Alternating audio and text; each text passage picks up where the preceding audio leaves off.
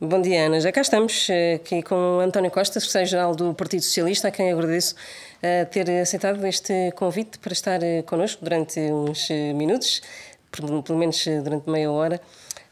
António Costa, gostava de perguntar-lhe, é uma coisa sobre atualidade. Ontem disse que não recebe lições de Catarina Martins sobre diálogo e passadas umas horas recebeu um convite por parte da coordenadora do Bloco de Esquerda para se encontrarem os dois a seguir às eleições no dia 31 de janeiro. Vai aceitar esse convite para dialogar com a coordenadora do Bloco de Esquerda? Muito bom dia. Bom, eu acho que com certeza a seguir às eleições todos vamos ter que falar com todos e em concreto com o Bloco de Esquerda nunca recusei qualquer conversa com o Bloco de Esquerda, só tenho mesmo pena de o Bloco de Esquerda ter impedido que as conversas sobre o orçamento tivessem continuado para além da generalidade e tivessem prosseguido na fase da especialidade, mas ao longo destes anos sempre falámos com o Bloco de Esquerda. Eu recordo que o Bloco já em 2020 votou contra o orçamento de 2021 e não foi isso que impediu que tivéssemos continuado a dialogar com o Bloco. Olha, em temas como a reforma do CEF que fizemos com o Bloco, na lei do clima em que o Bloco também esteve envolvido, e neste Orçamento de Estado para 2022 esteve sempre envolvido. Portanto, nunca tivemos nenhuma porta fechada ao Bloco, mas obviamente a seguir às eleições vamos ter que falar com o Bloco e com todos os partidos na Assembleia da República. Creio que só com o Chega é que não há grande conversa a manter. Da esquerda à direita, é isso? Acho que com exceção do Chega, com quem não há, digamos, muito a falar, acho que com todos os outros partidos vamos ter que falar seguramente para garantir uma boa solução de governação para o país no futuro. O PCP também tem trazido esse desafio. João Oliveira também colocou no debate das rádios esse desafio para dizer se está disponível ou não para uma convergência, acusando que ainda não respondeu. Quer responder também a João Oliveira e ao PCP se está disposto a uma convergência? Depois de ter dito aquilo que disse, que já não confia nesta geringonça? Eu acho um bocado estranho que venham para a campanha eleitoral todos fazer perguntas da minha disponibilidade para o diálogo.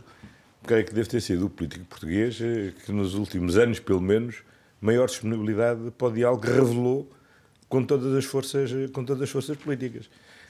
Nós encontramos em 2015 uma solução interpartidária que foi a mais longa e mais estável que existiu em Portugal até aos dias de hoje.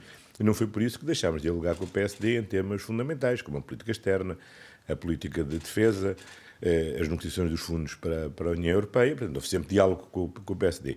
Bom, e ao longo destes anos criei, se me permite também um pouquinho modéstia, as condições para que pela primeira vez tivessem sido derrubados muros que desde 75 impediam um diálogo construtivo entre o PS e os partidos à esquerda do PS.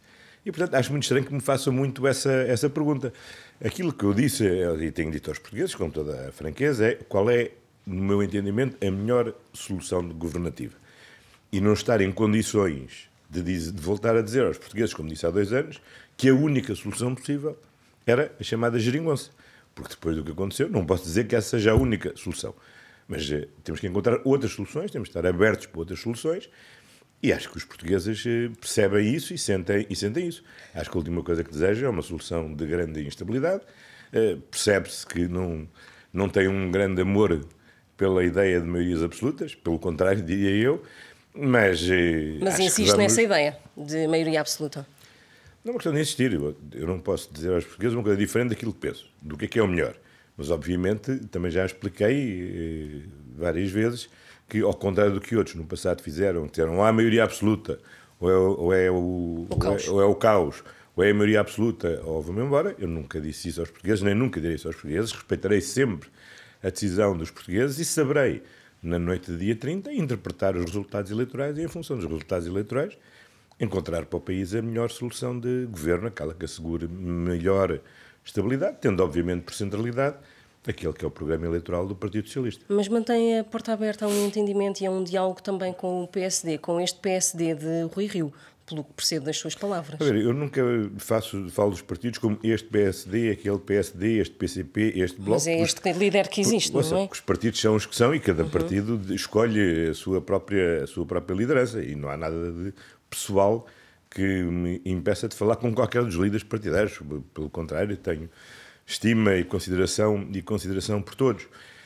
Obviamente, nestas eleições, a grande escolha que está presente é entre aquilo que são as soluções programáticas apresentadas pelo PS e pelo PSD. O que está em causa é saber se os jovens vão mesmo pagar menos impostos já este ano, se a classe média, as famílias com filhos vão mesmo já pagar menos impostos este ano em IRS, ou como pretende o PSD, só lá para 2025 ou para 2026. O que está em causa é saber se mantemos mesmo um Serviço Nacional de Saúde público e que seja tendencialmente gratuito ou se passa a ser tendencialmente pago. O que está em causa é saber se garantimos mesmo a independência do Ministério Público, a autonomia do Ministério Público como um instrumento fundamental do Estado de Direito para o combate à corrupção e para eliminar esta ideia de impunidade que existe na sociedade portuguesa, ou não? Essas são as grandes diferenças que hoje temos presentes e que são decisões concretas com base nas quais os portugueses vão ter que... Mas há alguma base de entendimento? A minha questão é esta. Se há alguma base de entendimento que possa ser possível depois das eleições, não é? Vamos ver, numa democracia essa é uma base de entendimento natural, que é o país. Nós vivemos todos no mesmo país, queremos todos seguramente o melhor para o futuro do nosso país, cada um tem a sua visão. Há caminhos diferentes. Eu considero que é absolutamente essencial para o nosso desenvolvimento económico uma melhoria significativa de salários. O PSD desvaloriza muito esta dimensão dos rendimentos, acha mesmo que é um erro político valorizar a procura interna e o rendimento das pessoas. Já pensava isso no passado e continuo a pensar. Eu tenho uma posição diametralmente oposta. Essa é a verdade. Agora, os portugueses poderão escolher e eu respeitarei, obviamente, a escolha que os portugueses fizerem e em função disso nós teremos que encontrar soluções de governação.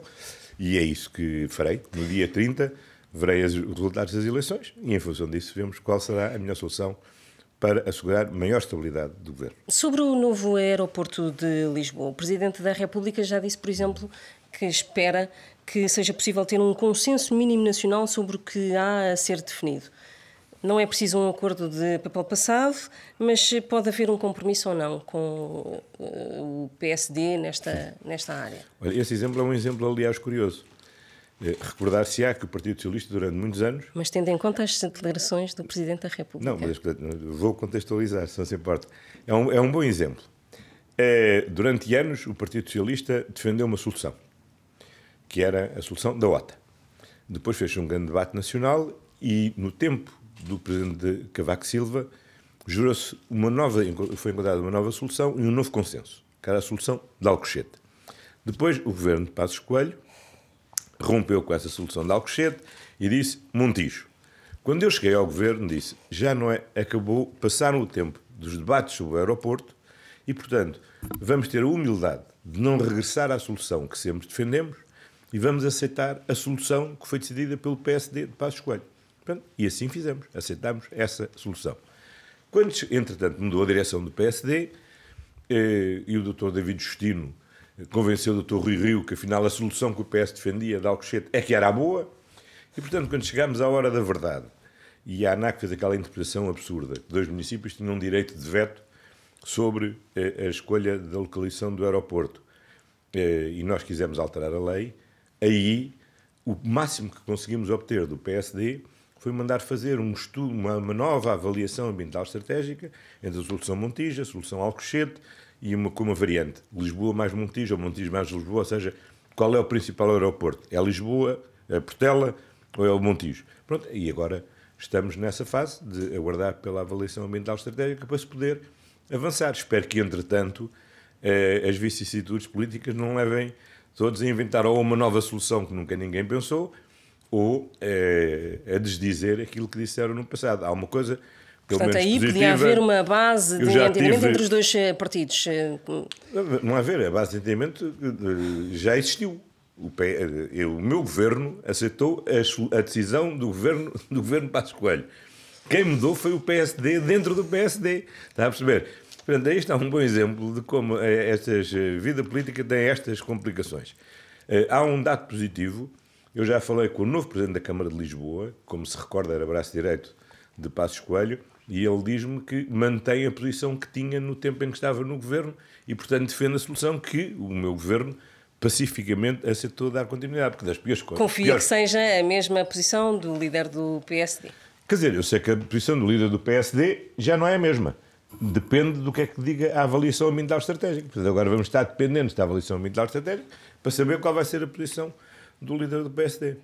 Se perder as eleições, vai embora, já o disse algumas vezes, entrega as chaves da liderança a alguém e esse alguém deve ou não fazer pontos com o PSD, na linha do que temos estado a conversar. Não, eu se perder as eleições, naturalmente deixarei a liderança do Partido Socialista, convocarei um congresso e eleições diretas e o PS escolherá a sua nova liderança. Acho que o dever de qualquer líder que sai é dar espaço a quem entra para tomar as melhores decisões.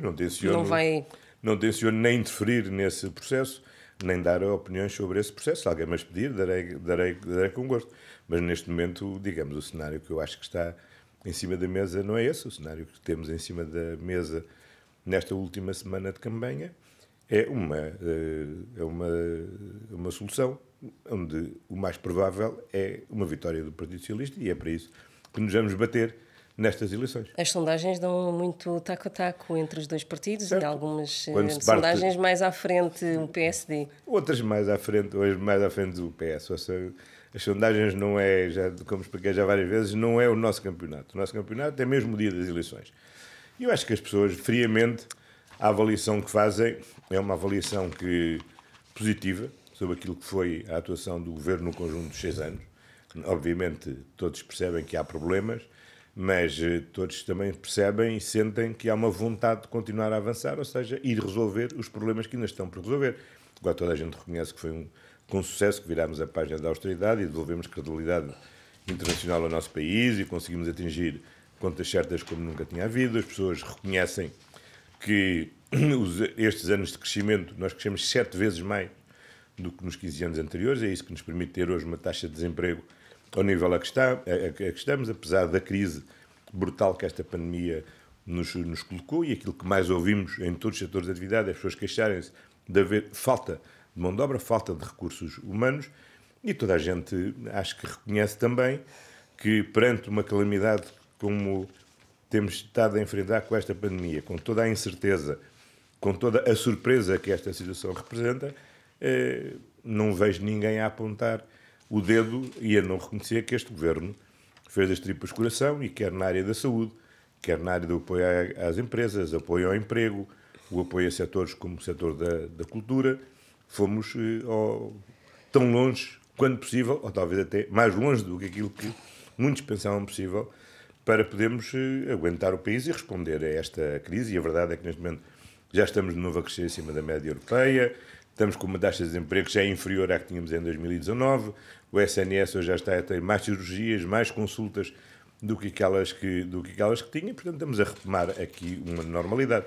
Vamos avançar. Há uns dias, José Sócrates, ex-primeiro-ministro e ex-líder do Partido Socialista, pedia a deferência do PS, da Direção Nacional, enfim, à única maioria absoluta que o partido teve, que foi, de facto, com ele. O partido, o PS, deve essa deferência a esta maioria absoluta e a este ex-secretário-geral e a este ex-primeiro-ministro? Mas o PS nunca confundiu a situação judicial do engenheiro Sócrates com aquilo que é a história do Partido Socialista. Se for hoje à sede do Largo do Rato, está lá naquele corredor onde estão fotografias de todos os secretários-gerais do PS, não foi pelo facto do engenheiro José Sócrates ter admitido o PS que deixou de estar lá. Ele faz parte da história do PS, gosta ou não gosta, e o PS nunca o excluiu da sua história. Nós não fazemos como no tempo nos partidos stalinistas em que, consoante as pessoas iam caindo em desgraça, iam sendo eliminados das fotografias. Agora, a divergência, a única divergência que surgiu com o engenheiro Sócrates é que o engenheiro Sócrates entendeu que o Partido Socialista devia ser uma espécie de guarda pretoriana na sua defesa do seu processo judicial, e o Partido Socialista entendeu que, independentemente das relações pessoais e de camaradagem, era uma questão que se lhe colocava a ele e que devíamos deixar a justiça funcionar confiando nas instituições judiciárias. Como sabe, eu próprio ainda o visitei quando ele estava detido. Em Évora? Em Évora, o visitei a título pessoal. Bom, ele, a partir daí, entendeu que o Partido Socialista não fazia parte, não tinha aceitado fazer um combate político, de um processo que ele entende ser um processo político e não de natureza judicial, e pronto, rompeu com o Partido Socialista. só temos a respeitar a decisão que ele tomou. Vamos avançar para o orçamento do Estado. Tem-se falado muito do orçamento do documento para este ano, que já disse que irá colocar a votação, sem alterações. Mas o que é que se pode prever para o orçamento de 2023? Já é andar um bocadinho mais... Peço desculpa, façam um bocadinho este esforço. Afinal, há quem me bata em otimismo. Está a ver? Eu só estou a discutir o de 22, já quer discutir o de 23. Em relação ao de 2023, o que eu gostava de saber é se, por exemplo, já consegue dizer que o aumento extraordinário das pensões pode acontecer, ou, por exemplo, logo em janeiro, ou, por exemplo, um novo aumento do mínimo de existência, que se esses aumentos extraordinários já consegue, a esta distância, dizer que podem ser possíveis. Porque, na verdade, o orçamento de 2022 vai ter um prazo muito curto. Parece. Não? Depende. Ou seja, tudo... 6 meses, pelo menos, Não, desculpe. até ao final do ano. A ver, tudo depende. Depende do que é que sejam os resultados eleitorais. Se o resultado eleitoral for um resultado que permita ao Partido Socialista formar o governo, que o Presidente da República tem dito é que pretende encurtar o máximo possível os prazos da formação do governo, assim que termine a discussão do programa do governo, nós estamos em condições de apresentar um orçamento de Estado. Lá para abril.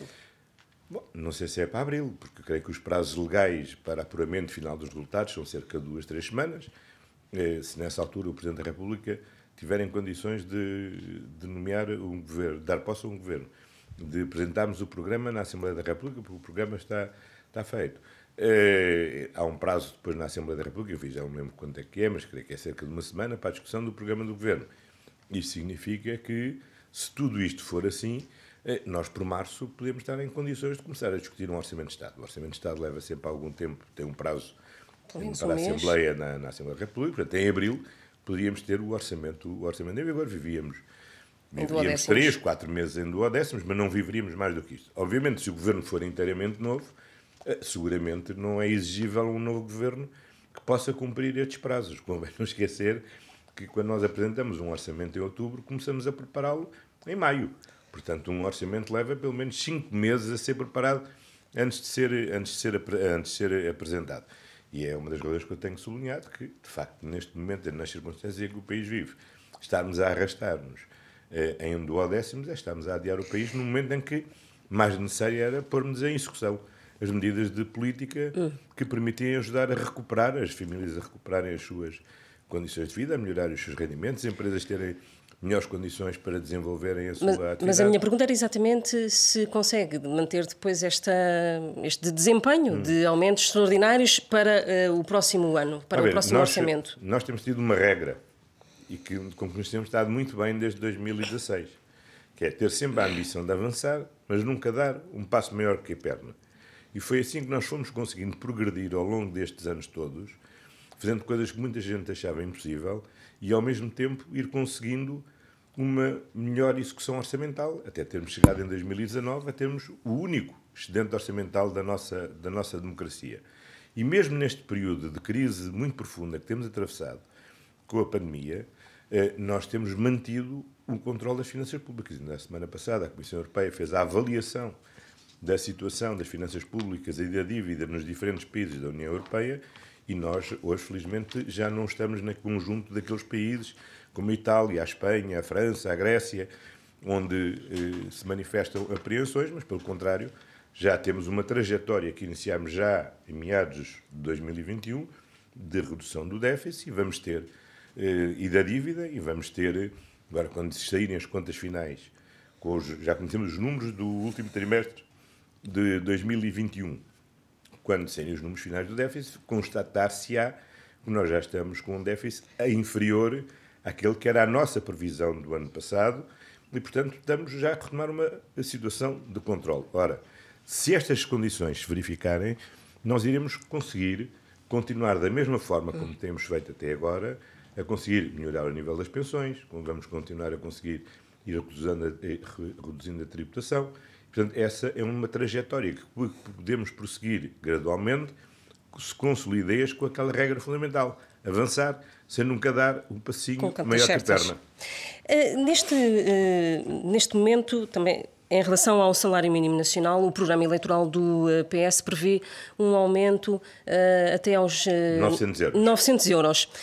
Na apresentação do programa foi dito que pode ir pelo menos até aos 900 euros. Sim. Há a possibilidade de até ser acima disso em 2026? Haverá, se houver condições. Como sabe, o salário mínimo não está sujeito a negociação com os parceiros sociais e podemos impô-lo por lei. Este é o que nós nos comprometemos a fazer. Mas é possível ir mais além? Pode ser possível ir mais além. Nós temos verificado, aliás, com muita satisfação, que muitos empresários dizem que nós temos, de facto, dar um salto relativamente ao salário mínimo. Eu tive uma reunião com empresários no Distrito Sul, onde estavam empresários de todo o país, e alguns disseram que pelo menos 1.000 euros devia ser o nível do salário mínimo nacional.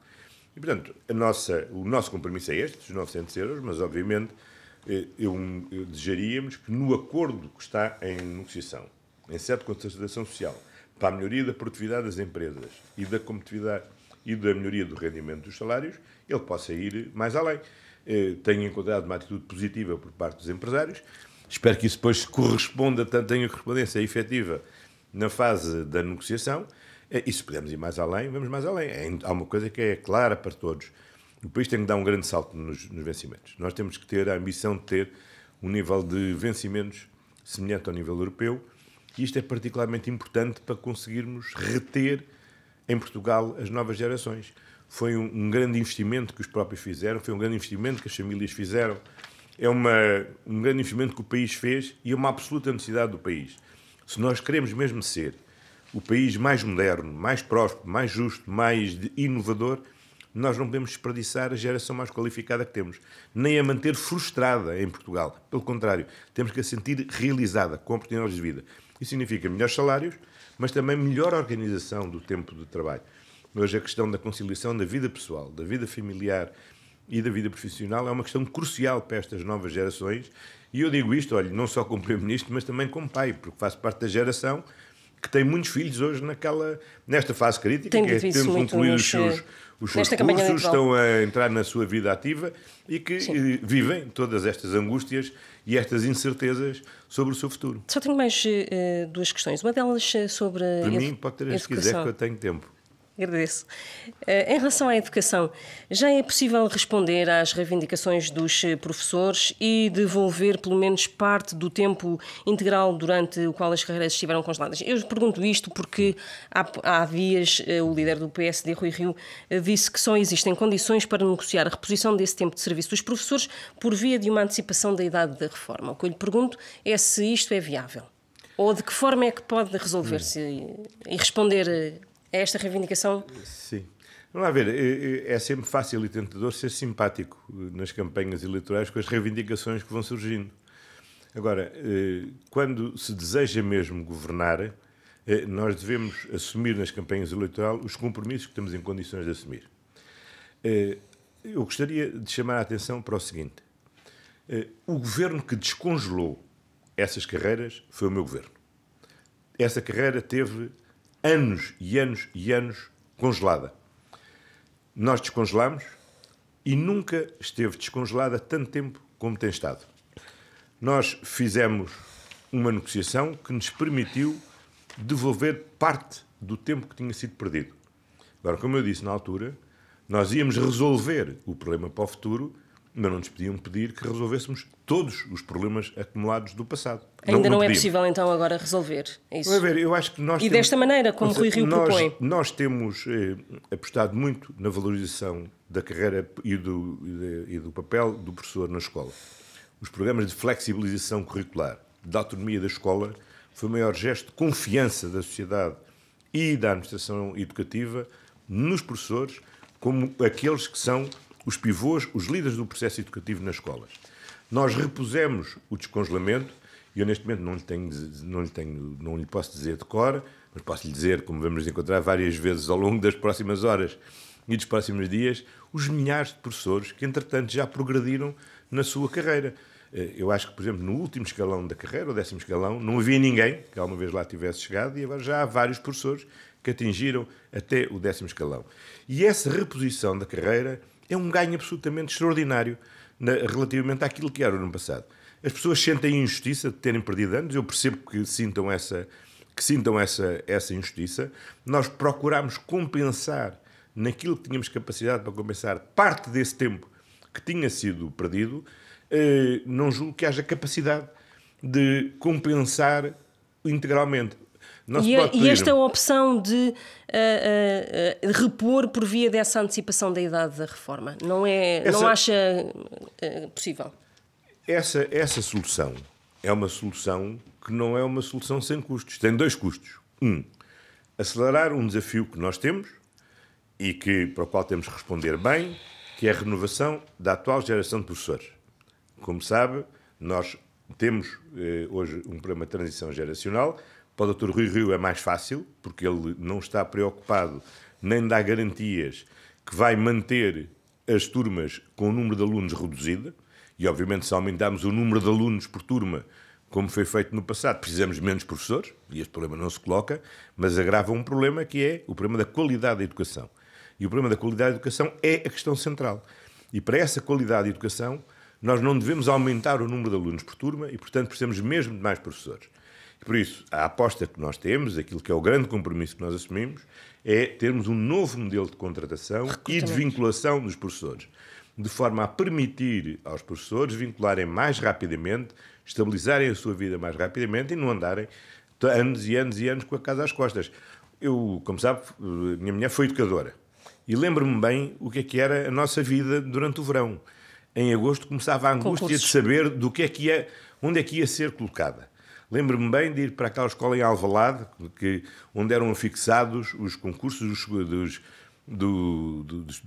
das vagas das escolas no Distrito de Lisboa, com números infindos de dígitos, com os códigos de concelho, com os códigos de distrito, com os códigos de escola, o mapa ao lado, na altura não havia sequer GPS, a ver onde é que eram aquelas terras onde havia lugares nos jardins de infância.